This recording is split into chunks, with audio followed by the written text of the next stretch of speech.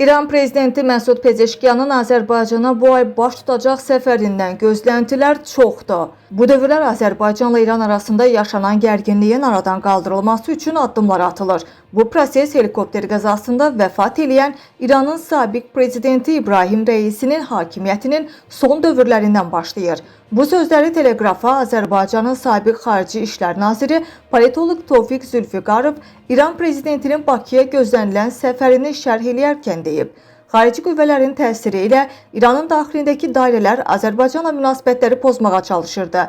Yaxşı ki, İrandakı sağlam qüvvələr prosesin qarşısını aldı. Pezeşkiyanın səfəri də böhranın aradan qaldırılmasına xidmət eləyəcək deyə Tofiq Zülfiqarov qeyd eləyib. Sabiq nazir həmçinin səfər çərçivəsində Zəngəzur dəhlizinin də gündəlikdə olacağını bildirib. Dəhliz İran üçün əlavə iqtisadi imkanlar yarada bilər. Uzun müddət İranın iqtisadi maraqlarına xidmət edəcək layihəyə qarşı çıxması məntiqli deyil. Bu, eyni zamanda Azərbaycan-İran münasibətlərinə müsbət təsir eləyəcək. Hər iki tərəf əlavə dividendlər əldə eləyəcək deyə sabiq nazir bildirib.